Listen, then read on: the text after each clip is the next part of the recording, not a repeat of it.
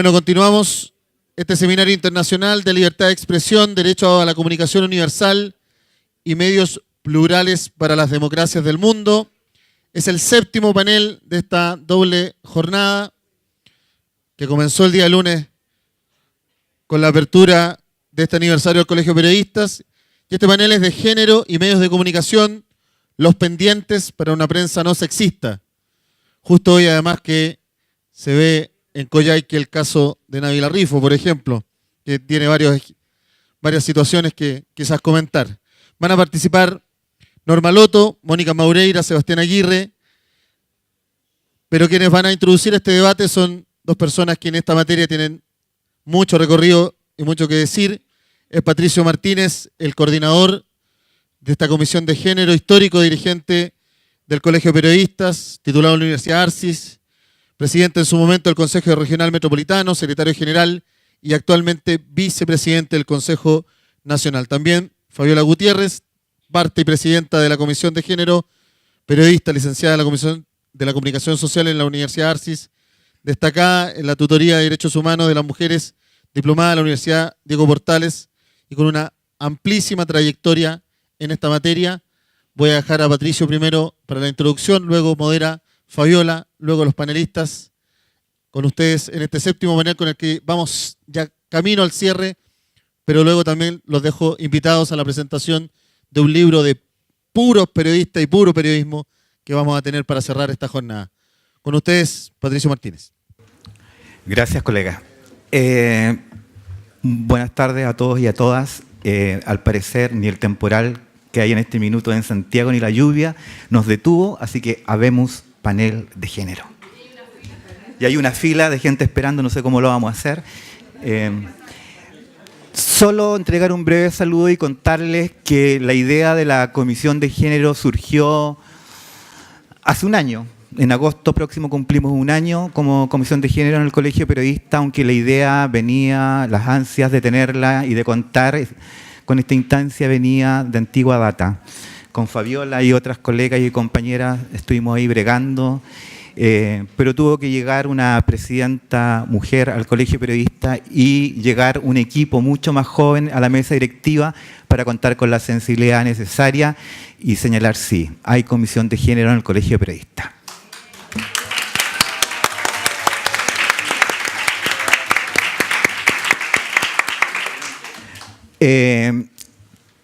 La Comisión de Género no obedece solamente al trabajo que pueda tener un dirigente en particular. Somos un equipo, un colectivo de trabajo amplio, diverso, democrático y a veces también peleamos. Y las quiero mencionar, las voy a mencionar a los 9 o 8 integrantes que está en la comisión y cuando la termine de mencionar a la última pueden aplaudir porque se lo merecen después de casi un año de trabajo. Fabiola Gutiérrez, Mónica Maureira, Rocío Alorda, ¿dónde estás? Allá. Pueden levantar la mano para que las vayan conociendo y temiendo. Macarena Cuña, Nicole Cardosh, ya no llega hasta con la pega. Marcela Sandoval, Danae Prado, tampoco ha llegado. Gustavo Almendras, presidente del Regional de Talca, se sumó a la Comisión de Género. Un aplauso a él.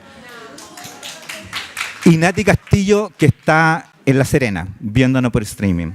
No solamente está ella en Copiapó, estuvimos hace 2 semanas invitados por el Regional de Copiapó, de Atacama, y logramos plantear ahí una semilla. O sea, se va a constituir dentro de poco la primera comisión de género a nivel regional. Y esperamos que los demás colegas de las regiones imiten la misma iniciativa. Lo penúltimo que quiero decir, les quiero pedir a todos los que están aquí presentes que nos levantemos y hagamos un minuto de silencio por los 23 femicidios que llevamos lamentablemente en Chile.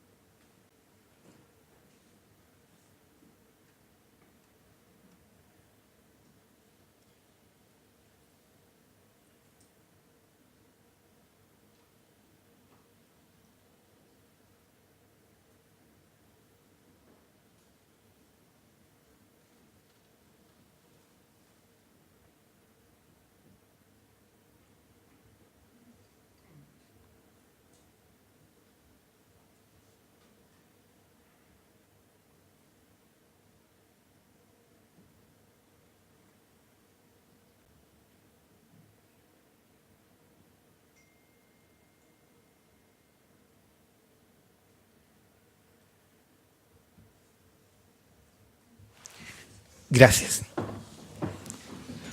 Vamos a lo bueno. Quiero dejar a la presidenta de la Comisión de Género, mi colega Fabiola Gutiérrez, que actualmente trabaja en Corporación Humanas y en Foro Ciudadano. Ha sido corresponsal en distintos medios extranjeros y es parte de la fundación del Observatorio de Género y Equidad. Fabiola. Hola a todas y todos, muchas gracias por acompañarnos durante esta tarde. Gracias, Patricio, por esta invitación. Hace ya un año, como bien señalaba, el vicepresidente y coordinador de la Comisión de Género se creó esta instancia y también queremos agradecer la oportunidad que nos ha dado su presidenta, Javiera Olivares, en hacer parte de este trabajo. No quiero empezar a presentar a quienes nos acompañan durante esta tarde en este panel Género y Medios de Comunicación, los pendientes para una prensa no sexista, también una prensa no discriminadora y también una prensa que efectivamente aborde los temas de violencia de género como corresponde, sin agradecer el apoyo de nuestras compañeras de Fondo Alquimia que han permitido que Norma Loto esté presente acá en Chile y también a las amigas y compañeras de la Henry Ball que también nos han permitido que este espacio sea posible junto a todo el apoyo también que hemos recibido del Colegio de Periodistas. Antes de presentar a quienes nos acompañan en este panel, yo quisiera señalar por qué la importancia de generar una comisión de género. Lo hemos discutido al interior de quienes hacen parte de esta instancia y a los nombres que sumó Patricio, por cierto, se van a sumar muchas compañeras y compañeros más que aquí están presentes y que pensamos que ya en las próximas reuniones nos pueden ir acompañando para ir seguir delineando este trabajo que queremos seguir impulsando. Y como lo pensamos, bueno, ustedes ya saben, la prensa nacional sigue usando las imágenes de las mujeres como una representación con claras connotaciones sexuales y ellas son noticias principalmente cuando son vulneradas o también son asesinadas. Basta ver cómo durante los últimos años se ha perpetuado y naturalizado el tema de la violencia de género contra las mujeres. Titulares de la prensa principalmente hablan: el amor y los celos la mataron, Minuto de furia vivió un hombre que golpeó a su exmujer, y hoy vemos como EMOL, un medio electrónico escrito, titula sospechoso brutal golpiza contra en la vila, busca recuperarse, y en el cuerpo de la noticia señala que el sujeto se encontraba en un momento de descontrol. Esto no puede seguir pasando, no podemos seguir construyendo noticias de esta manera, sobre todo porque aquí hay que hablar de un femicidio frustrado, no de un agresor, y mucho menos cuando estos medios de comunicación hablan de que Nabila perdió los ojos cuando hubo ensañamiento y se le arrancaron los ojos. Ella está con vida, por suerte, recuperándose, y nosotras como Movimiento Mujeres Feministas y también como periodistas feministas hemos estado denunciando a la prensa que actúa de esta manera. También quiero señalar que Chile ha ratificado tratados internacionales en materia de derechos humanos que lo obligan como Estado a prevenir, sancionar y erradicar toda forma de violencia contra las mujeres. Así lo dice la Convención Belén do Pará, que ha sido ratificada por nuestro país en 1996, y también la Convención contra toda eliminación de todas las formas de discriminación, contra las mujeres, que es la CEDAW, que fue también suscrita por nuestro país en 1989, pero que aún está pendiente su protocolo facultativo. Dicho esto, vamos de inmediato a presentar a quienes nos acompañan en este panel. Como decíamos, Género y Medios de Comunicación, los pendientes para una prensa no sexista. Está a mi lado Norma Loto, que es periodista y magíster en Periodismo y Medios de Comunicación de Argentina. Desde 1996 se inició en el periodismo en varias redacciones de medios del país vecino. Desde 1998 es corresponsal del Servicio de Noticias de la Mujer de Latinoamérica y el Caribe, SEMLAC y SEM México, y además colabora como columnista en diversos medios de habla hispana del continente, y algo importante, también ha sido integrante de la Red Internacional de Periodistas con Visión de Género en Argentina, conocida como la PAR. También está a su lado el periodista y colega que nos ha querido acompañar en esta mesa, Sebastián Aguirre, es periodista de la Universidad Católica, con varios pasos en medios escritos de diario y televisión. Es actualmente conductor del noticiero Mañana en Directo de CNN Chile, y también del programa de entrevista Nuevas Voces de la misma señal. Conductor del programa Será Noticia en Radio Infinita, y trabaja como asesor periodístico en el proyecto Diarios en Red. Fue periodista colaborador en el diario El Mercurio, ha sido docente en Periodismo Económico en la Universidad Internacional SEC y profesor del taller de televisión de la Universidad Católica. Y también mi amiga, también compañera periodista feminista, Mónica Maureira, con postítulo en Derechos Humanos y Procesos de Democratización y egresada de Magíster en Comunicación Política, ambos de la Universidad de Chile, docente de la Escuela de Periodismo de la Universidad Diego Portales e integrante de la Unidad de Apoyo del Proyecto de Inclusión de la misma universidad y consultora de la Unión Europea en Chile en temas de comunicación y género. Tiene una vasta trayectoria, pero en virtud de los tiempos vamos a dejar hasta acá la presentación de cada uno de nuestros panelistas y panelistas. Partimos con Norma esta conversación. Buenas tardes a todos y todas. ¿Me escuchan bien? No. Buenas tardes a todas y todos. Así me gusta saludar. Como una forma de provocación, quizás. Bueno, estoy desde ya muy agradecida con el Colegio de Periodistas que me haya invitado para su cumpleaños, número 60, en este mega evento que desde la entrada de Chile te enterás que hoy cumple 60 años, esta maravillosa institución, y a Fabiola, ¿sí? Por haber hecho el esfuerzo y haber pensado en que, bueno, esta Argentina tenía que estar acá para contar la experiencia de allá de Argentina y más o menos de la región. Ya el título de la mesa me entusiasmó, ¿sí? Los pendientes. Esto significa que no estamos en cero, ¿sí? Que algo hicimos y que algo hicimos bien, ¿sí? Hablo en sentido regional y en casi todo el mundo. El tema es que nos siguen matando, ¿sí? Sí, nos siguen matando. Entonces, lo vamos a pensar desde el plano periodístico. ¿Qué significa hacer periodismo con perspectiva de género? A ver, ¿ustedes qué creen que significa hacer un periodismo con perspectiva de género? ¿Favorecer noticiablemente a las mujeres? No. ¿Hacer militancia? Tampoco. O quizás sí. Acá Fabiola lo hace, yo también lo hago, ¿sí? desde mis diferentes ámbitos. El periodismo con perspectiva de género es dar una visión de derechos humanos al periodismo. Si el periodismo es un servicio, utilizarlo para en tal sentido, hacer una perspectiva de derechos humanos, porque las mujeres, se sabe, sufrimos violencia y la violencia de género es la más perpetuada a lo largo de la historia, a lo largo de la humanidad, se perpetúa también en las niñas y en los niños.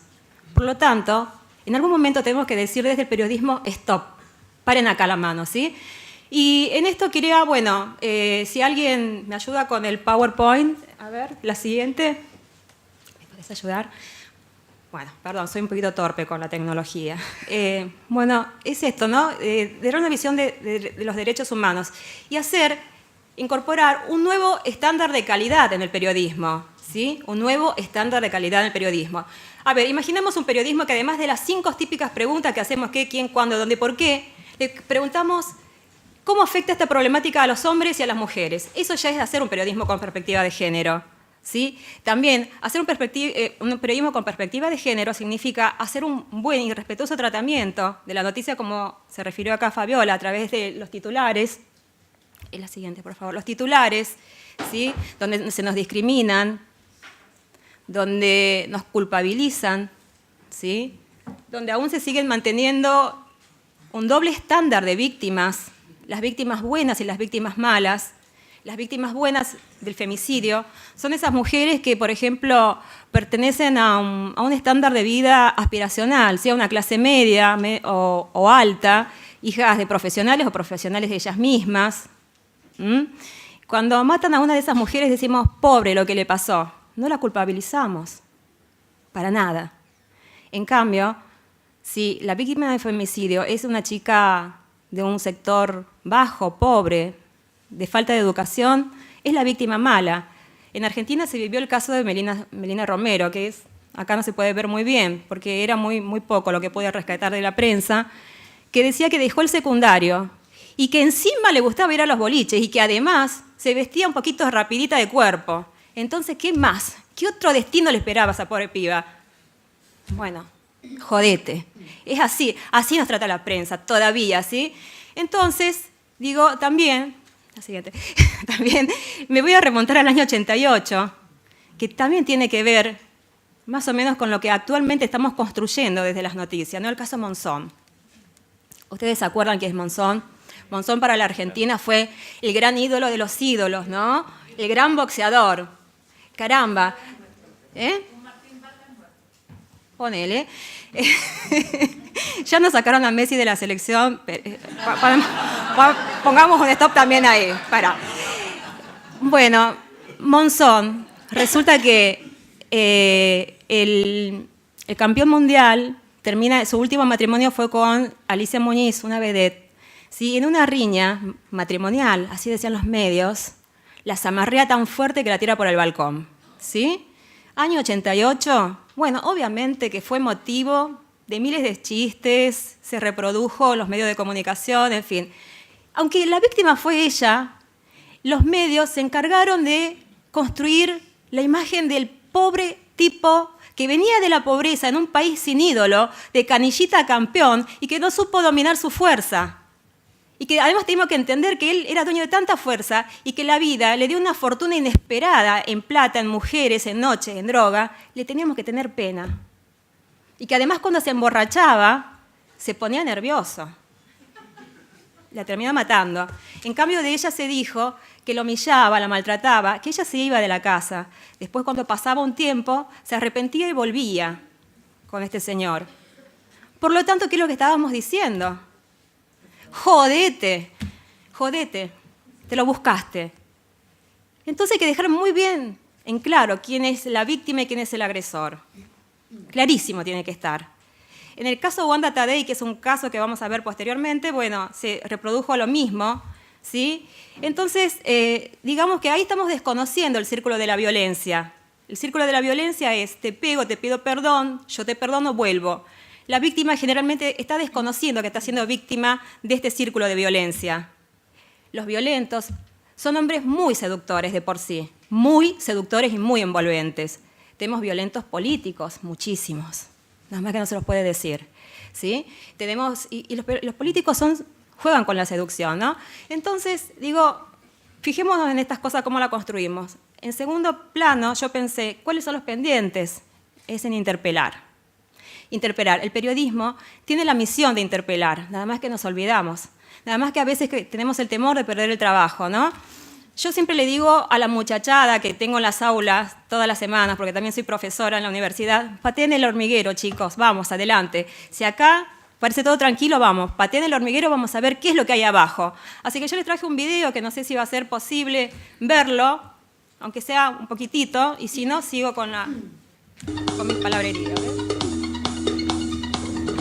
Usted concretamente plantea que pudo no existir abuso sexual y que las lesiones que tiene Ángeles pueden ser compatibles con prácticas sadomasoquistas consentidas. Esto yo no lo estoy planteando de manera directa, pero estoy diciendo que es incorrecto señalar que únicamente son compatibles con lesiones en donde haya habido agresión sexual, porque también son exactamente iguales las vistas.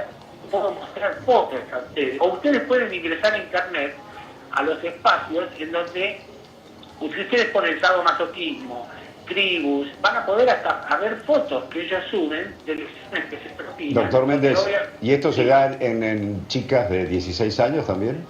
Por supuesto que en la sexualidad no hay límite, porque depende de cuándo una persona hace su debut sexual. ¿A usted le parece que una nena que vuelve de una clase de gimnasia a las 10 de la mañana tuvo una práctica sexual sadomasoquista antes de morir asfixiada? ¿Pero usted entiende lo que está diciendo? Pero yo entiendo lo que estoy diciendo, que es una... ¿Pero usted entiende la posibilidad gravedad para... de la acusación que hace sobre una víctima? ¿Usted entiende que está ensuciando ¿Cómo no solamente dice? a Ángeles, sino a toda su familia con semejante barbaridad? Pero es que yo no entiendo una barbaridad. Estoy Pero por planteando supuesto que una sí. forma... Una nena que viene a las 10 de la mañana de una clase de gimnasia, que vuelve para cambiarse, para ir a la escuela, ¿a usted le parece que fue víctima de una práctica sexual consentida sadomasoquista y nos invita a que entremos a las páginas sadomasoquistas para ver cómo se practica ese juego sexual? Pero es una barbaridad, a mí me da vergüenza hasta entrevistarlo. Si usted cree que las únicas...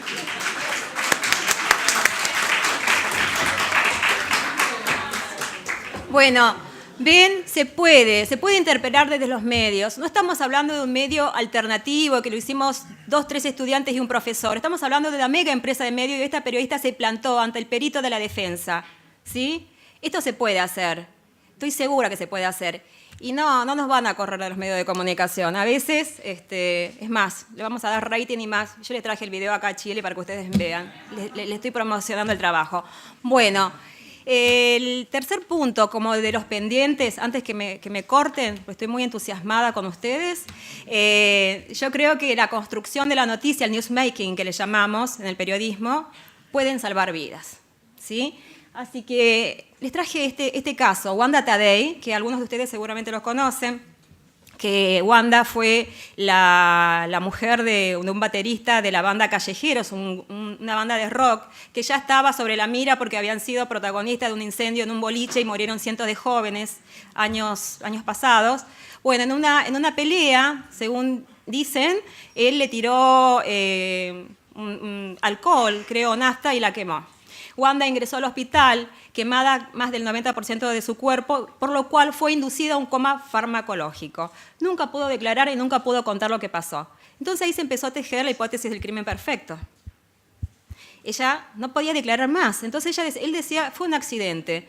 Al tener este señor tremenda presencia pública, ser una persona conocida, el efecto copycat, ¿sí?, que le llamamos en comunicación, y en la psicología forense, el efecto que los medios de comunicación producen en las audiencias fue notable, el efecto contagio, que nosotros en Argentina le empezamos a llamar el efecto Wanda a todos los femicidios de mujeres incineradas. Antes de Wanda existían esta cantidad, 8 se habían contabilizado. Después de Wanda, miren cómo subieron las cifras, considerablemente, ¿sí? Incinerar a una mujer para matarla es la forma más atroz de femicidio. Ustedes saben que el 8 de marzo la conmemoramos por esas mujeres cientos de mujeres que la encerraron y las quemaron, ¿sí? Y antes nos quemaban por brujas, porque sabíamos algo. Entonces es la forma más atroz de violencia, de femicidio que puede haber. Entonces tenemos que tener ojo con los detalles escabrosos que brindamos, ¿sí? En el afán de completar líneas y completar segundos en el aire, podemos dar detalles que no vienen al caso y podemos invitar a la copia y a la réplica de estas prácticas. Bueno, y por último, yo quiero que pongan el ojo a quienes hacen periodismo con perspectiva de género y quienes están por acercar, que van a ser también muy bienvenidos y bienvenidas, que se den cuenta de la selección de fuentes. Hay que desconfiar de las fuentes, pero sobre todo de las fuentes oficiales, ¿sí? Porque, a ver, la policía, el Poder Judicial y todos los agentes de justicia están contaminados con prácticas machistas y misóginas, ¿sí? Primero cuestionan a la víctima. Eso por un lado. Por otro, también hay un conjunto de ONGs que se están acercando al tema género, que poco saben de género y se acercan por oportunismo, como pasó la semana pasada en Argentina, que nos largaron un montón de folleterías a los mailings, nos invadieron con una ONG que se empezó a solidarizar con el tema género, pero no, vos sabrías los mails y decían, bueno... Norma, en tiempo, me queda un minuto. La violencia de género también lo sufren los varones. Bueno, entonces no utilicemos violencia de género, utilicemos violencia contra las mujeres o violencia machista. También, esa es una forma de micromachismo que está avanzando, ¿no? Que los hombres también sufren violencia de género. Después tenés el abuso sexual infantil, digamos, abuso sexual contra la infancia o contra las niñas y los niños.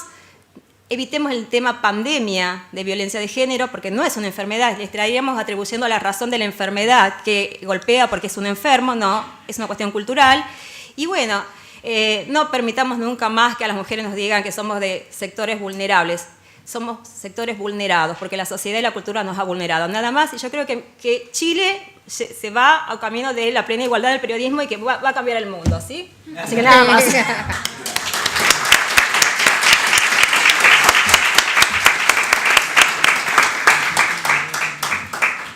Sebastián, tu tiempo.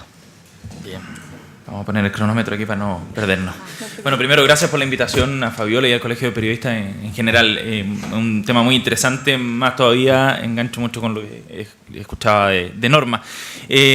Más que hablar de mi experiencia en particular, también incorporo la mirada respecto a lo que hacen los otros medios y viéndolo como telespectador, como lector, con la mirada periodista, por cierto. Yo creo que es difícil separar a los medios de una sociedad que en general es una sociedad machista. Los medios son parte de ese sistema y es difícil abstraerlos, es difícil pedirle a los medios en particular que no sean machistas dentro de un país machista, pero por el contrario, también los medios tienen un rol y tienen que asumir ese rol porque nosotros le damos de alguna manera instrumento, información y le damos forma a la realidad de nuestro público, en parte. Y ese rol es importante. Entonces, por un lado, dentro de una sociedad machista, nosotros tenemos que aprender, creo yo, como medios, como periodistas, a diferenciarnos también. Hago esa reflexión antes de detectar 3 problemas, creo, dentro del funcionamiento de los medios. Tienen que ver, por un lado, con la elaboración de la pauta de los medios, por otro lado, con el lenguaje que se utiliza dentro de los medios al momento de abordar los temas relacionados con la mujer, y en tercer lugar, el rol de las mujeres dentro de los mismos espacios que brindan los medios. Yo lo separé como 3 problemas distintos. En primer lugar, el tema de la elaboración de la pauta, Norma ya lo abordaba de alguna manera, pero hay un problema con asumir este como un tema relevante en nuestra sociedad. Norma decía algo bien importante, si es que es un periodismo militante o no, o un periodismo feminista o no. Yo creo que no es necesario, no es imprescindible al menos, es posible y es valioso, pero no es imprescindible. En la medida en que uno lo incorpora dentro de la normalidad también del propio funcionamiento del medio, uno también va aceptando esto o incorporando esto como un tema relevante, pero naturalmente relevante y no excepcionalmente. Uno no tiene por qué definirse como un tema o como un medio de alguna causa en particular para abordar esos medios. Tiene que incorporarlo dentro de sus prácticas habituales y naturalizarlo dentro del debate y las conversaciones propias de las pautas.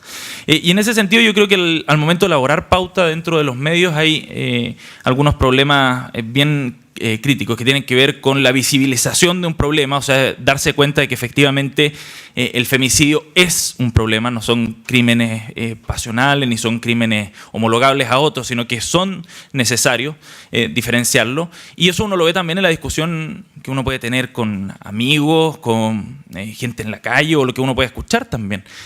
Mucha gente dice, ¿por qué hablamos de femicidio? Cuando matan a un hombre o la pareja mata a un hombre, nadie habla de un homicidio, no sé, no le pone una categoría especial. Bueno, en este caso sí hay que hacerlo y hay que hacer esa distinción. Entonces lo primero es darse cuenta de que aquí hay un problema efectivamente y de que hay un problema también más allá de los femicidios, de desigualdades, de falta de oportunidades, de la manera en la que se trata a las mujeres en distintas realidades salariales, de acceso a oportunidades, de acceso a trabajo, en fin. Entonces lo primero es visibilizar el problema y darse cuenta de eso en la pauta, en el funcionamiento dentro de un equipo periodístico. Lo segundo es la minimización de la mujer, en el sentido de, al momento de elaborar la pauta, establecer a la mujer en una categoría menor. Lo veo, por ejemplo, o lo he visto, empecé a recordar, tratar de acordarme de algunos titulares o coberturas en particular que a mí me llamaron la atención. Y recuerdo una de un diario vespertino que en una pauta política importante, no recuerdo si fue un cambio de mando o algo por el estilo, se mencionaban las piernas de las ministras y aparecía una fotografía y era un titular que hablaba sobre la ministra no sé cuánto, la ministra quién, Mariana Elwin fue, bueno, y aparecía una fotografía de las piernas, en particular de las piernas de la ministra en cuestión, y eso habla de la minimización del tema. Por otro lado, la ley de piropos, mal llamada ley de piropos, y mire, yo estoy cometiendo el error además de llamarla así. Se cubrió en algún momento el tema en las noticias, en los diarios también, sobre todo en los diarios de mayor llegada, más masivos, más populares, se cubría como la ley del piropo, como, ojo, si usted le tira un piropo a una mujer, le van a pasar un parte. Como si el problema fuese ese, cuando en realidad la ley lo que buscaba era combatir el acoso callejero. Nuevamente minimizando, creo yo, el problema. Y hay un tercer punto también dentro de esta elaboración de la pauta que tiene que ver con cierto paternalismo también, al momento de hablar de los temas de mujer. Hagamos una pauta para las mujeres. Hagamos una pauta, invitemos a una doctora a hablar de lactancia. Hagamos una pauta para la mujer. Panoramas para los niños en vacaciones de invierno, por supuesto, claro. Hagamos una pauta para la mujer. Tejido. Hoy está la feria del tejido. Hagamos. Entonces se abordan con temas con una visión machista y paternalista además, como si a las mujeres fuesen los únicos temas que les interesaran a aquellos. Que están relacionados con la maternidad, que es un aspecto del desarrollo de la mujer y no el único aspecto del desarrollo de la mujer. Eso yo lo veo por el lado de la elaboración de la pauta y lo he visto en discusiones de pauta también. Ahora, hay otros problemas que tienen que ver con el lenguaje utilizado, algo también que Norma ya esbozaba. Recuerdo el titular, y seguro que también lo mencionarás luego, recuerdo el titular de La Cuarta cuando murió una chica colombiana acá, en que apareció descuartizada ella por su pareja, y se tituló con algo como que los celos la mataron, ¿no? Creo que fue algo, los celos y el amor la mataron. Eso no generó un escándalo mayor. Fue tema de debate en ciertos grupos, Twitter no sé si es mucha referencia, digamos, como para abordarlo, algunos lo comentaron. Escuché un par de periodistas también en una radio hablar sobre el tema, pero no hubo un escándalo mayor, digamos, por una frase como esa, atribuirle a los celos la responsabilidad de las muertes y el descuartizamiento y un crimen tan brutal como ese es totalmente absurdo. Algo parecido ocurrió con el fallo de unos jueces en la Cuarta Región, no recuerdo si fue en Ovalle o La Serena, en Ovalle, donde también se atribuyó como un atenuante el hecho de que el hombre estaba desesperado y que por eso había intentado matar a su mujer y por la infidelidad. Exacto, ese fue el punto clave. Muchas gracias. Y tampoco fue mucho tema. A mucho orgullo, y disculpen que sea el autorreferente, pero nosotros hicimos una editorial, nosotros tenemos un espacio editorial cada jornada en CNN Prime. Mónica Rincón y Daniel elaboran esa pauta y esa editorial, y allí Mónica hizo esa editorial en particular con una dura crítica a los jueces, y me pareció notable lo que hizo, y tuvo mucho eco además, afortunadamente. Pero tampoco fue un tema quizás discutido a tan profundo nivel como ameritaba, creo yo. En fin, creo que hay un problema también con el lenguaje entonces con el que se abordan estos temas que requieren otro tratamiento. En la medida en que ese lenguaje es el que determina el foco que tú estás poniendo, dónde está lo importante de determinada noticia, es muy relevante eso. No es lo mismo hablar de un femicidio que hablar de crimen pasional. Cada vez está en menos uso quizás el tema del crimen pasional, pero aquello tampoco existe. Lo que existe es el femicidio, efectivamente. Y en tercer lugar, creo que hay un tema pendiente de los medios respecto al rol de las mujeres en los espacios que permiten los medios, los espacios de discusión, para plantear temas, en fin. Probablemente está vinculado a lo anterior. Si nuestra pauta no es capaz de visibilizar estos temas y darle el peso que corresponde, difícilmente vamos a tener mujeres en esos espacios. Pero más allá de eso, porque las mujeres no tienen por qué tener el espacio solo al momento de hablar de la mujer, o de la equidad de género, o de los femicidios. Por ejemplo, en el deporte, quizás esto se está rompiendo un poco, pero en el deporte uno no ve a una analista deportiva. Están los paneles dominados por hombres principalmente, salvo por algunas periodistas y conductoras, que casualmente son además muy guapas. Y a veces ahí uno le entra la duda si es que hay uno u otro factor para considerar su presencia ahí. En otro caso, hay falta, por ejemplo, en materia política. Uno ve pocas mujeres ahí, pocas mujeres analizando en un espacio. Y entonces yo creo que hay falta determinar también alguna política más concreta respecto a paridad o equidad de la presencia de las mujeres. Nuevamente voy a irme al caso que yo conozco, que es el de CNN Chile. Y ahí nosotros tenemos intentos al menos de equidad de género al momento de establecer determinados paneles o lugares de conversación. En nuestro programa Nuevas Voces, por ejemplo, donde yo tengo incidencia directa en quienes invitamos, con el editor Sergio Bravo, elaboramos la pauta y tratamos de tener un invitado hombre una semana y al siguiente mujer e ir alternando para poder darle un poco de balance, entendiendo que es relevante tener eso explicitado y consciente, hacerlo de manera consciente. Yo creo que esos son los tres grandes problemas que podría detectar yo desde mi experiencia, desde lo que uno ve también dentro de la práctica periodística.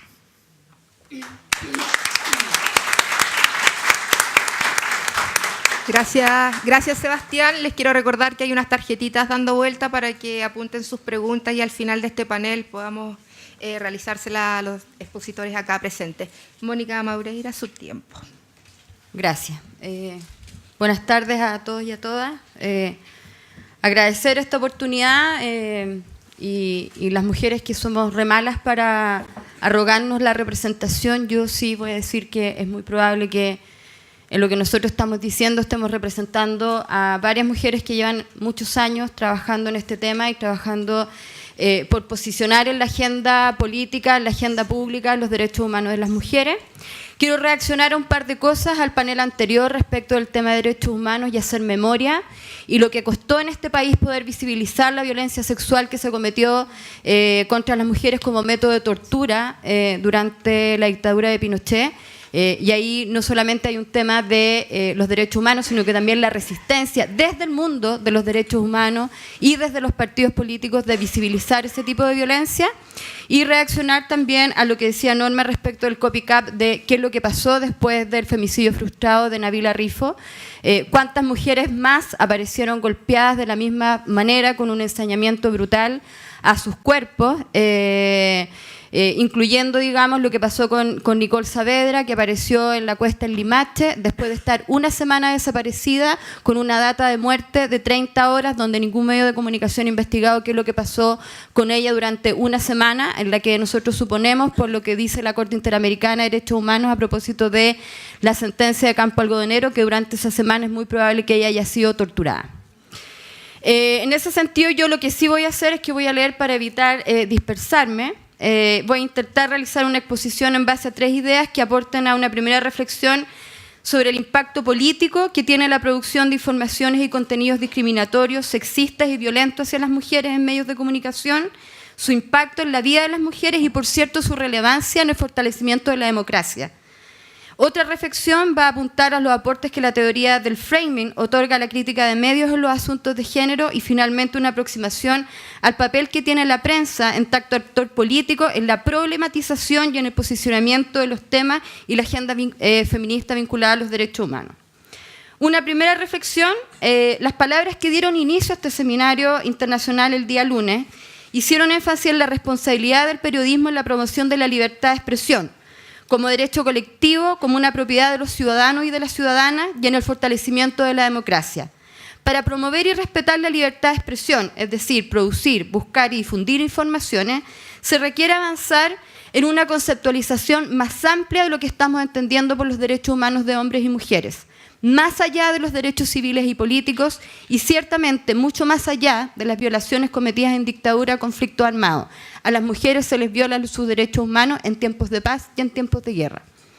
Reconociendo la existencia de sujetos y sujetas de derechos que por razones de su sexo u orientación sexual son blanco de discriminación, violencia, asesinatos y crímenes de odio.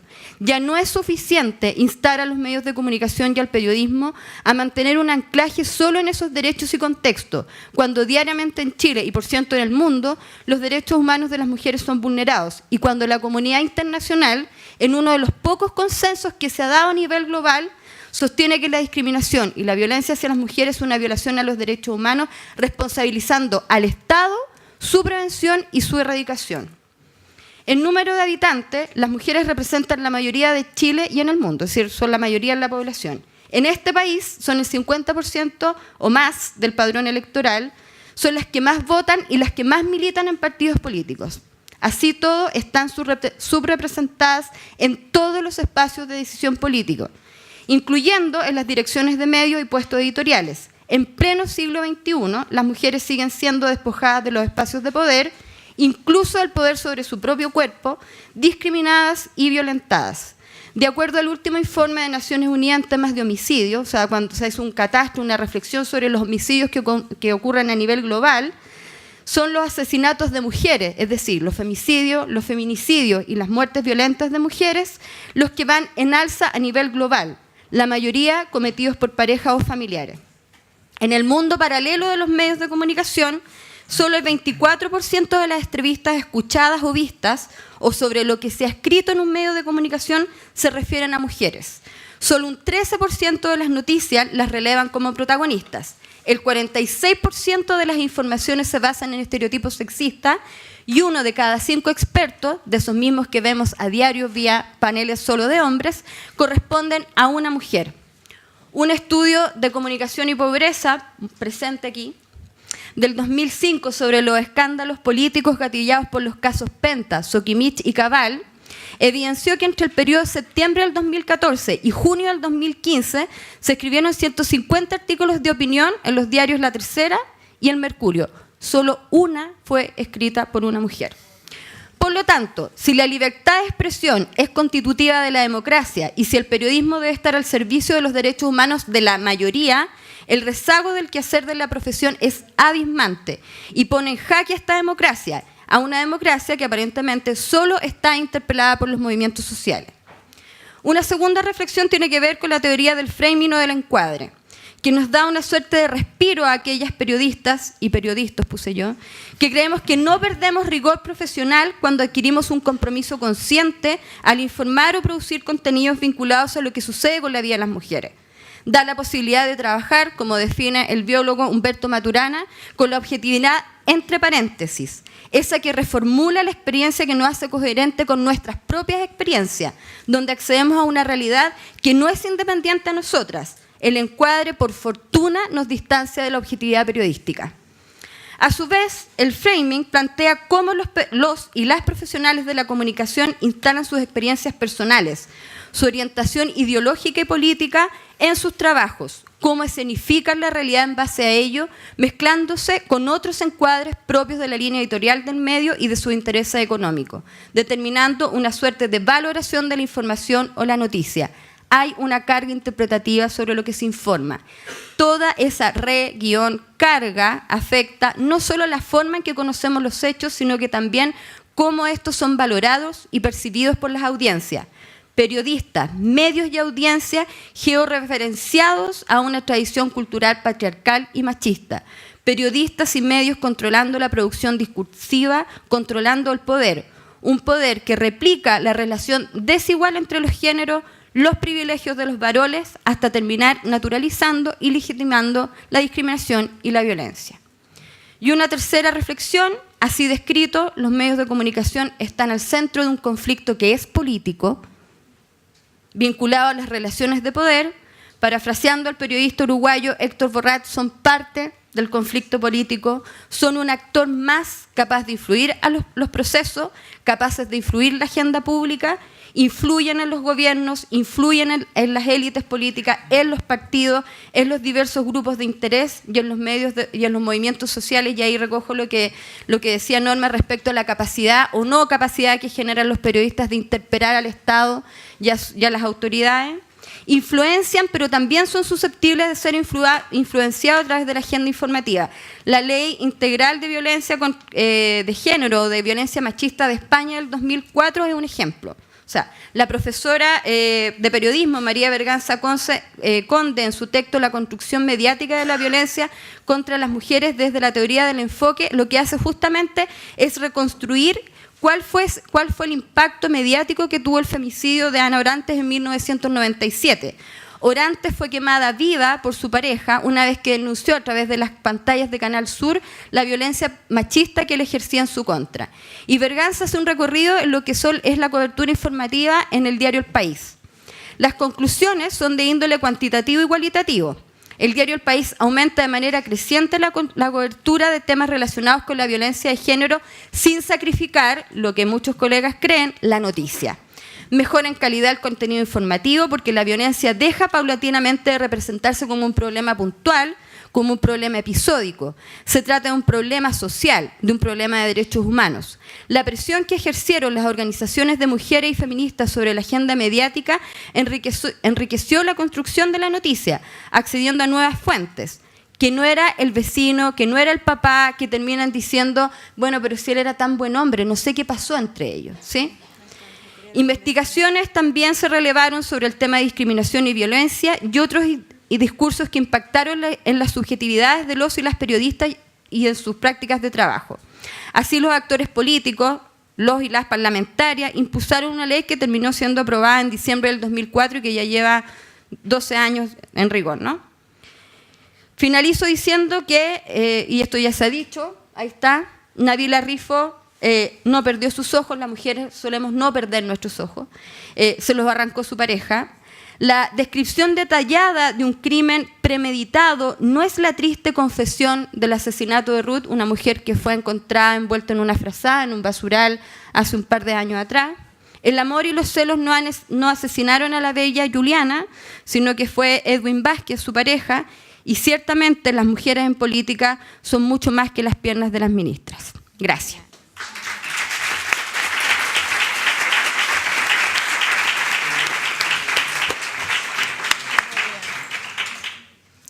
Gracias, Mónica, gracias, Sebastián, gracias, Norma, por esta participación. Sin duda alguna, varias reflexiones nos deja acá este conversatorio, este panel sobre género y medios de comunicación, los pendientes para una prensa no sexista, porque además de eso hemos hablado acerca de las prácticas periodísticas, la construcción de las pautas, también la violencia de género y el lenguaje.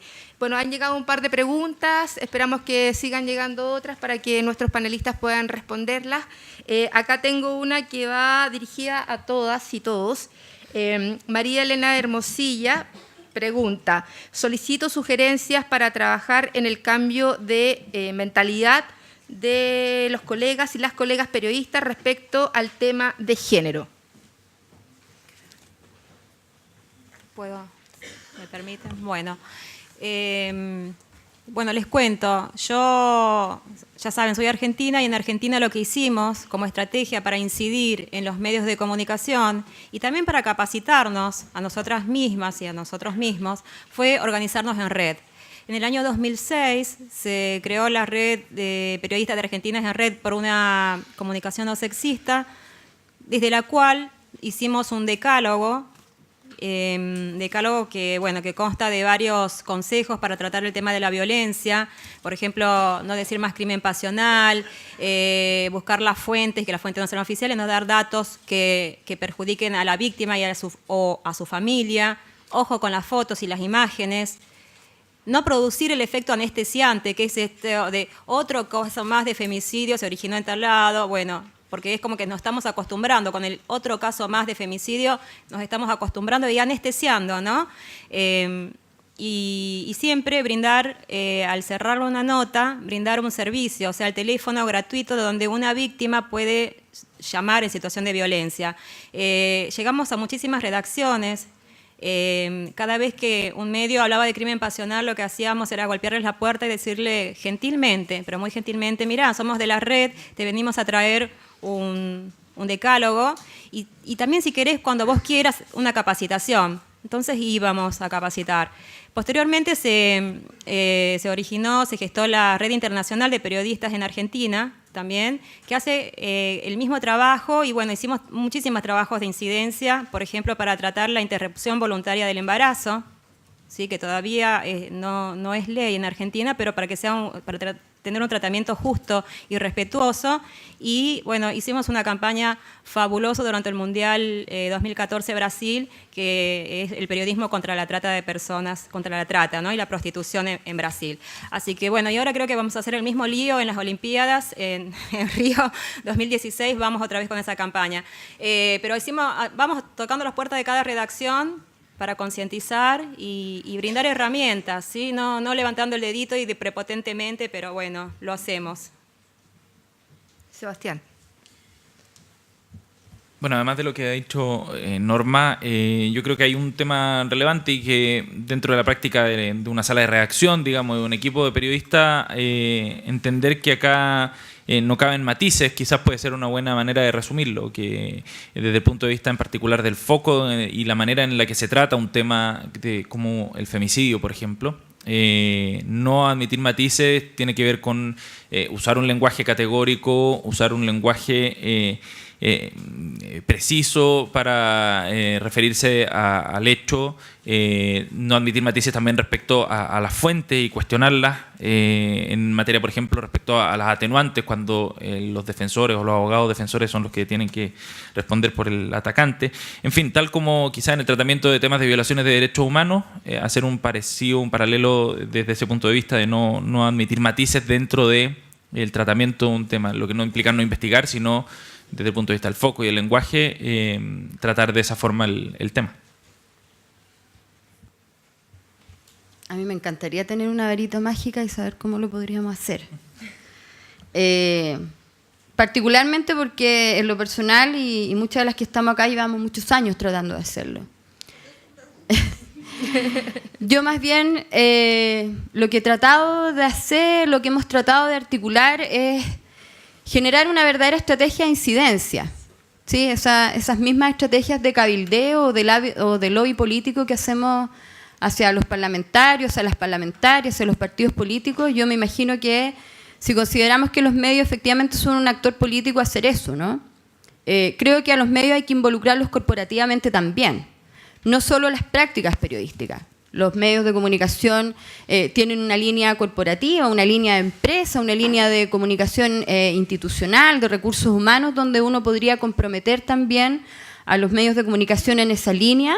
Tenemos la CEDAW y tenemos la Convención Belén do Pará, que obligan al Estado también de alguna manera a monitorear cuál es la producción de contenidos y de información que producen los medios de comunicación, y por ende uno también podría pensar que la institucionalidad involucrada en temas de derechos humanos de las mujeres debiesen activarse y ser bastante más categóricas cuando no solo denunciamos y decimos que un femicidio lo reemplazamos por un crimen pasional, sino que también cuando hay, por ejemplo, la pauta publicitaria, es decir, no toda la información que se produce necesariamente es noticia. Aquí tenemos la publicidad de WOM, por sobre todo sexista, y más encima tenemos el lujo de que los creativos y los directores creativos se ufanan de esa publicidad sexista y no vemos a ninguna autoridad con una opinión categórica al respecto, y por el otro lado no vemos a ningún colega ni a ninguna colega interpelando a esa autoridad de cómo es posible que no se pronuncie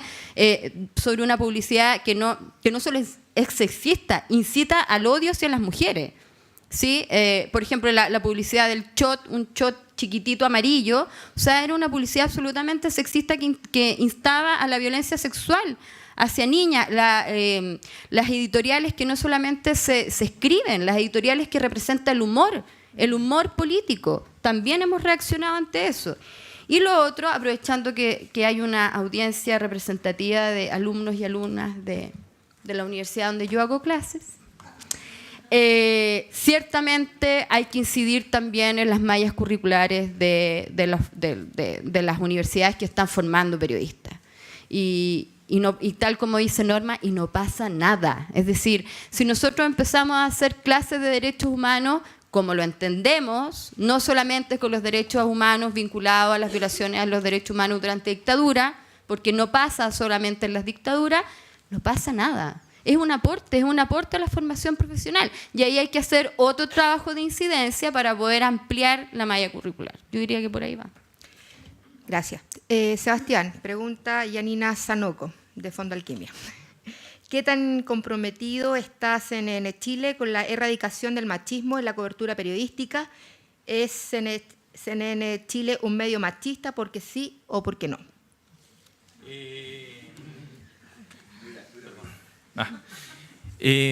Yo diría que no, y por eso también me atreví a venir acá. Si estuviera quizás en la cuarta, difícilmente podría estar parado aquí hablando sobre prácticas periodísticas de género. Y yo diría con bastante seguridad que no es un canal machista. Lo voy a enfocar de dos lados. Uno que es menos visible, que tiene que ver con las prácticas internas y con la manera en que se relaciona el equipo, con el rol que se le asigna a las mujeres, desde temas prácticos como las coberturas, por ejemplo, en terreno.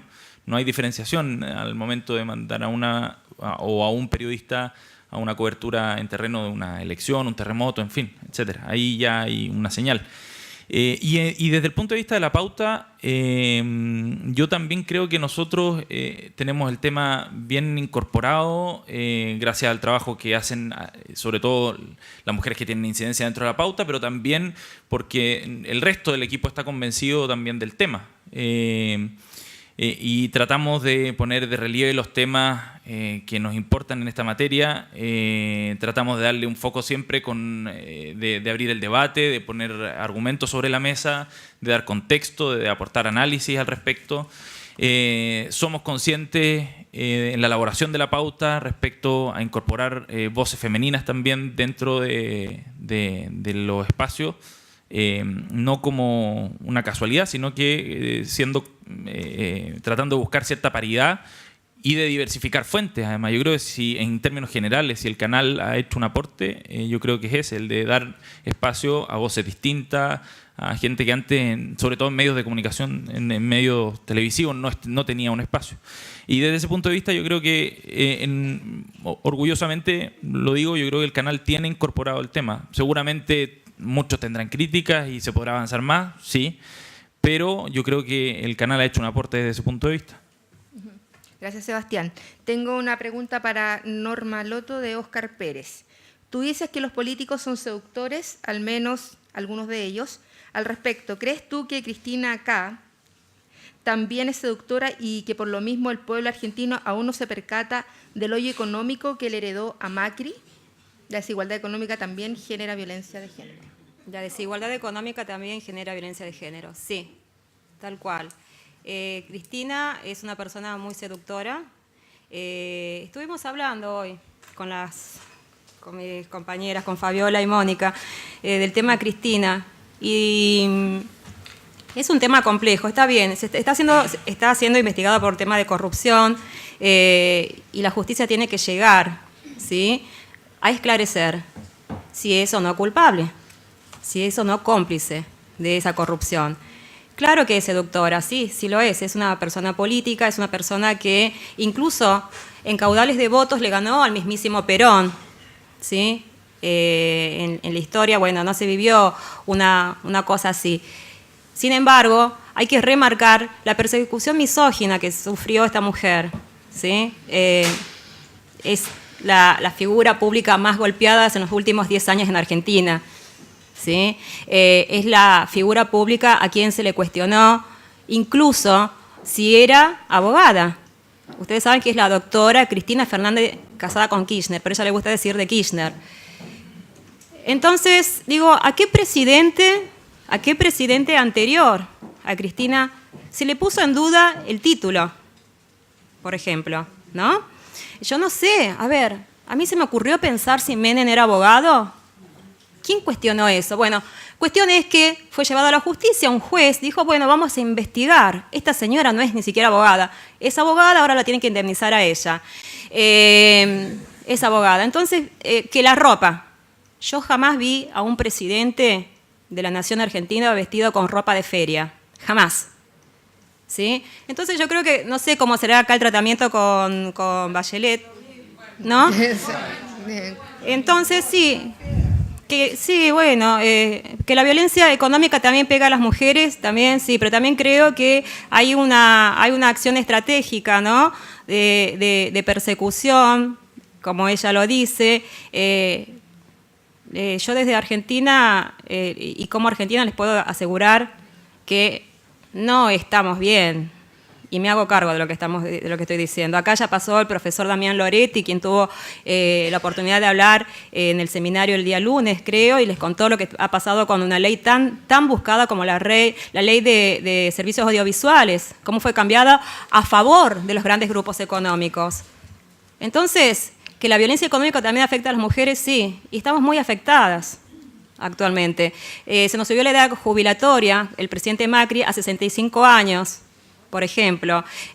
Nos sacaron muchísimos beneficios a la población en general. Hay un tarifazo, porque una cosa es el sinceramiento de tarifas de los servicios públicos, el sinceramiento de tarifas de servicios públicos que pagábamos nada, ¿sí?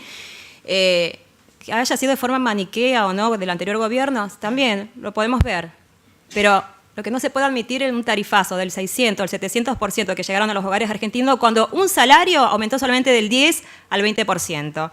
Entonces también actualmente estamos con una violencia económica todas las familias, ¿sí? Acá hay otra pregunta para el panel. Podemos partir con Mónica para que responda. ¿Qué estrategias más eficientes para enfrentar las situaciones de violaciones a los derechos humanos de las mujeres, protocolos para el tratamiento o políticas de género en los medios o ambos? Pregunta Perla Wilson. La estrategia es la resistencia. La resistencia, la perseverancia, los años que llevamos en esto, lamentablemente no hay una clave secreta. Lo más probable es que podamos involucrar a otros actores, a otras actrices.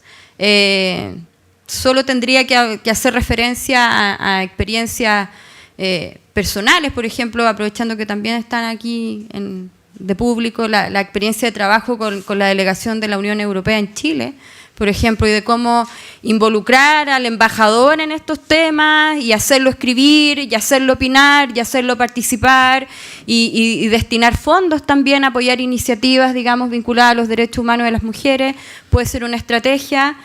Sobre protocolo, la verdad es que a propósito también del panel anterior y lo que decía, cómo hace uno las búsquedas en Google, está lleno. Es decir, no solamente de protocolos, de manuales de lenguaje inclusivo, de manuales de lenguaje no sexista, sino que la experiencia, por ejemplo, en España, de protocolos de autorregulación de algunos medios de Cataluña, de algunos medios de Génova, por ejemplo, que fueron además protocolos que de autorregulación que hicieron las organizaciones de mujeres periodistas con los medios de comunicación, pero perdonen que yo sienta que, o discúlpenme que yo sienta que aquí en Chile de verdad que estamos con un rezago, porque en Honduras matan a 600 mujeres al año, ¿sí?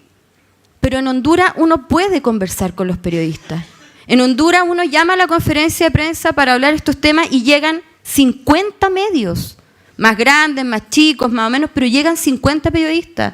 Y a los 50 periodistas uno los puede tener toda una mañana en una pauta, en un desayuno de prensa. Aquí eso es impensable.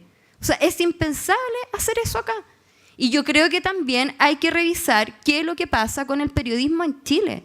No solamente en nuestras prácticas, somos demasiado endogámicos, no estamos viendo lo que está pasando a nivel regional, a nivel global. O sea, aquí hay un mundo entero, y yo creo, perdónenme para los y las que trabajan en el Estado, que también tiene que ver con cómo el Estado sanciona el tema de la violencia. No solo con un tema de leyes, no solamente con un tema de hacer más graves las condenas, sino que cómo yo lo sanciono. Si en un partido de fútbol en el norte de Chile hay un jugador afrodescendiente, ya ese jugador afrodescendiente lo tratan de mono durante un partido, sale un ministro al otro día, no es ni la ministra del CERNAM, no, sale el ministro del comité político y dice, esto no puede ser. Aquí matan a una mujer a la semana, o sea, diariamente durante una semana, y no sale nadie a condenarlo. O sea, salimos las organizaciones de mujeres, salen las organizaciones feministas, pero la respuesta del Estado para decir que esto es inaceptable es tardía. ¿Sí? Ahora, yo con esto no quiero decir que en Honduras, donde tengo la experiencia más cercana de trabajo, no pase, pero de verdad hay algo que pasa respecto de cómo nos miramos los periodistas, de cuál es la autorreferencia que tenemos en nuestro quehacer, que en otros países no se ve. O sea, yo se lo digo honestamente, en Honduras llegan 50 medios y están toda una mañana conversando sobre este tema. Y interpelan, ¿ah? O sea, con todos además los prejuicios y los estereotipos detrás. O sea, dicen, ay, ¿por qué le dan más visibilidad a la muerte de las mujeres y no tanto a la muerte de los hombres? Y lo mismo, ¿y qué pasa? Allá el tema del femicidio tiene que ver con la organización criminal, con las maras, con el narcotráfico. Entonces, bueno, pero ella estaba metida en esto, ella era narcotraficante, ella era... Ya, y ahí uno va generando argumentos, pero de verdad que cuesta mucho. Y a propósito de lo que decía Sebastián, y esto me voy a tomar un minuto, o sea, a nosotros nos ha pasado que cuando queremos problematizar el tema del femicidio con CNN, nos dicen que CNN no cubre prensa roja y que por lo tanto no van a tomar el tema del femicidio. Y eso nos ha pasado a nivel de producción. Lo digo, Sebastián, y discúlpame porque tú estás acá y te tenemos a la mano, digamos. Probablemente si hubiese estado otro medio también lo habríamos... Pero ese es el tema. Entonces, nosotros quedamos así como mirando, claro, desconcertados porque decimos, pero si el femicidio no es prensa roja, el femicidio es un crimen que viola los derechos humanos. Sí. Vamos a pedir respuestas más cortitas porque tenemos varias. Ya, Sebastián, ¿algún comentario? Sí, efectivamente no cubrimos Crónica Roja, pero sí tratamos... Voy a responder de inmediato, ¿eh? Aunque yo, en todo caso, hago una aclaración. Yo no vengo a hablar a nombre de CNN en particular, ¿no? Pero de todas maneras hay un tratamiento para el tema del femicidio y lo hemos abordado con distintas organizaciones, y cuando ocurrió lo de Nabila Rifo lo tratamos también. ¿Qué habrá pasado en ese caso? No lo sé en realidad. Pero más allá de eso, pero la pregunta apuntaba a ciertas estrategias, ¿no? Sí, en materia de derechos humanos. En materia de derechos humanos. Sí. Yo creo que tiene que ver con, desde este lado, digamos, desde la sala de prensa y de las reacciones en general de los medios, tiene que ver con el foco correcto. En el caso, voy a tomar lo que dice Mónica también, en el caso del caso de Nabila Rifo o de cualquier mujer asesinada o de cualquier femicidio, tratarlo como un hecho político es muy distinto a tratarlo como crónica roja. El foco es muy distinto. Cuando se conmemora el 8 de marzo, el Día Internacional de la Mujer, el foco no está en la festividad, no es una fiesta quizás, sino que es un momento de reflexión, de recordar, de pensar el tema, de institucionalizar, digo, una fecha en particular para hablar del tema, pero no desde la fiesta, digamos, y no para saludar a las mujeres solamente, sino que para reflexionar sobre la problemática. Yo creo que puede ir por el lado del foco, digamos, como una buena estrategia, como de focalizar bien los temas relacionados con la mujer. Norma, ¿algo que agregar o seguimos? Sí. Acá hay una pregunta para Sebastián y Norma de María Isabel Matamala. ¿Por qué la violencia estatal contra las mujeres, incluidas las intersecciones de clase, de etnia, edad y orientación sexual, quedan silenciadas en los medios, en especial en lo referido a sus derechos sexuales y reproductivos y la libertad de decidir?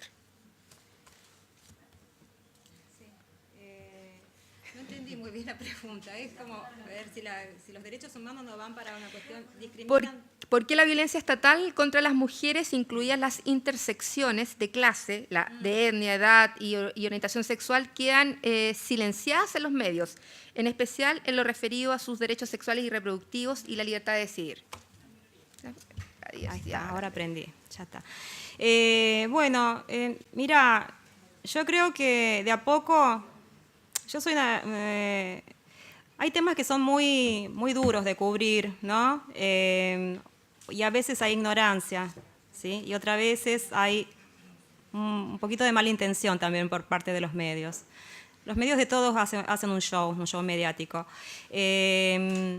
Las violencias por parte del Estado se están...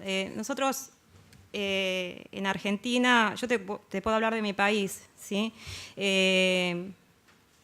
El movimiento de mujeres y las feministas es tan heterogéneo, pero sin embargo, a la hora de poner temas en agenda, salimos a tomar la calle. Y te juro que lo hacemos.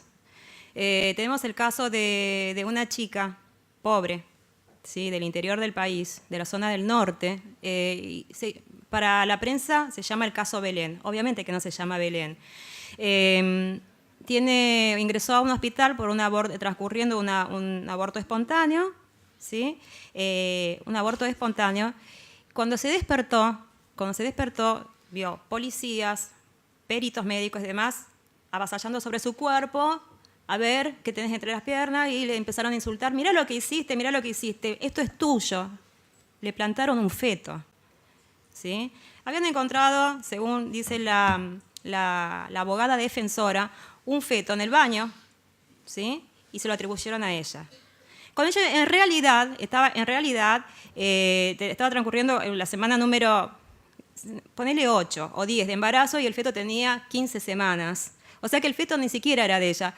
La pusieron presa, estuvo 2 años en prisión, esperando que la justicia se expida. Se expidió la justicia y le dio 8 años de cárcel. Ni siquiera era una presa peligrosa, porque no estábamos hablando de una narcotraficante, ¿sí? Que ponía en peligro a la población y que podía huir del país. No, estaba esperando su condena en la cárcel. Bueno, finalmente le dieron 8 años, fue un escándalo, los medios de comunicación se hicieron eco, ¿sí? Con más y menos usos de vocabularios y demás, pero bueno, nosotros lo que hacemos mucho ruido, y esto es de la unión y la organización, unidas y organizadas en red. Por ejemplo, por eso yo las animo acá a las compañeras. Podemos instalar agenda en los medios de comunicación. Por eso digo, una vez que instalemos agenda, cambiamos la construcción de la noticia, y yo les puedo asegurar que las cosas se empiezan a hacer un poquito más visibles y el mundo puede empezar a cambiar. Sebas. Bueno, vamos a seguir. Hay otra pregunta para Sebastián de Soledad Suárez. Son 2 preguntas. ¿Cuál es la valoración que existe en los medios del feminismo y de su trabajo? Y se nota una gran ausencia de feministas y organizaciones de mujeres como fuentes o panelistas en los medios cuando se tratan asuntos de femicidio, derechos sexuales y reproductivos, discriminación, etcétera. ¿Por qué crees? Respecto al feminismo, yo creo que hay ciertas caricaturas todavía que pesan muy fuerte y que están presentes en general en los medios. Y cuando se habla de feminismo, se habla de un asunto menor, alguna activista, alguna, no sé, algún grupo de mujeres que están muy enojadas, no sé, hay como una caricatura y bien, creo que está bien ampliada y bien extendida. Y yo creo que ese puede ser un problema finalmente para entender lo que significa efectivamente. Y se reduce al final a una anécdota. Y yo creo que eso está muy vinculado también a lo segundo, a la ausencia quizás de organizaciones, porque en la medida en que tú consideras el feminismo como una anécdota o algo absolutamente quizás gracioso, ¿no? Algo simpático, tampoco vas a tomar en cuenta finalmente a esas organizaciones como interlocutores válidos, como fuentes válidas, como personas o agrupaciones que tienen algo que decir y algo importante que aportar respecto a determinados debates. Yo creo que está vinculado, hay una vinculación ahí directa entre ambas cosas en general en los medios. Gracias, Sebastián. Hay un comentario de Vía Barbosa de Brasil. Dice un comentario y una sugerencia. Lo que pasa ahora en Brasil con la presidenta Dilma y los medios tiene un fuerte componente machista. En Brasil, las comisiones de género en los sindicatos estamos trabajando también con la violencia dentro de las redacciones y locales de trabajo o lugares de trabajo contra los periodistas. No sé si estoy leyendo bien, Pia. Ahí está bien. Sería interesante incorporar esta perspectiva aquí. ¿Se entiende? Sí. Ya. ¿Algún comentario cortito a Vía Barbosa? Que sí. O sea, pienso en lo que ha pasado en Chile. No, es que absolutamente. O sea, pienso en lo que ha pasado en Chile con la escala de denuncias respecto de acoso sexual en la universidad, en la diplomacia, en la seremía. O sea, hay una escalada y lo más probable es que esa escalada vaya creciendo a propósito, porque las mujeres cuando empiezan a denunciar empezamos a perder el miedo a denunciar. Entonces todas las instituciones, incluyendo los medios de comunicación, y no vamos a entrar a hablar de aquello, eso es para otra conversación, efectivamente yo diría y me atrevería a decir que los medios, en tanto la instancia corporativa, deberían generar protocolos también de denuncia al interior de las redacciones. Oh, ese tema es maravilloso, pero no es para... ¿Algo más que agregar? Lo dejamos ahí. Quedan varias preguntas, pero nos quedan 2 minutos antes de cerrar. Yo quiero pasar un aviso que me piden acá las comisionadas y comisionados, que nosotras como Comisión de Género, y nosotros también, tenemos una fanpage, es Comisión de Género, Colegio de Periodistas, para que nos sigan, se sumen y quieran ser parte de esta también, que ha sido una estrategia de incidencia. Paso a otra pregunta. Además de tratar, esto es para el panel, quien quiera responder libremente, además de tratar como derechos humanos los temas de violencia hacia la mujer, ¿qué le proponen a los medios en el trato de la noticia? Creo que algo se dijo de esto, ¿no? Sí, se desarrolló. Vamos a seguir a ver si... ¿Cómo creen que sería posible que las nuevas generaciones de periodistas se dejen atrás las prácticas sexistas si esto no es parte de nuestra formación, perpetuando el machismo en el oficio? Ya, yo solo lo leo para que no se sientan. Soriana Núñez, que preguntó, y Oscar Rosales. Aldo pregunta, la RAE sacó un comunicado pidiendo respetar el lenguaje neutro, pero evitar el ciudadano y ciudadanas, sí. Por ejemplo, ¿ayuda realmente a hacer la distinción? O sea, es decir, dejar el lenguaje inclusivo fuera. Me estás preguntando si dejar el lenguaje... Es que la RAE sacó un comunicado, sí, dejar el todo. Sí, la RAE cada 2 años saca comunicados. Todos unos machistas, ¿sí? Puros hombres. Puros hombres. Entendamos lo que es la RAE. La RAE es una institución que legitima el uso que estamos haciendo nosotros como sociedad del lenguaje. El lenguaje es heteróclito, complejo y humano. Es flexible, no es un ladrillo, pero podría ser una banda de goma que se mueve. Por lo tanto, si nosotros así como hemos incorporado estratégicamente la palabra femicidio y feminicidio y que fuimos corridas por la RAE, la palabra está en el diccionario. La RAE tiene una visión misógina del lenguaje. Yo los invito a todos ustedes que busquen, ingresen a rae.es y busquen el significado de la palabra huérfano o huérfana. Prendan el celular, lo hacen, a la salida me dicen qué es lo que dice. Dice que es un niño o una niña a quien le falta el padre, desconociendo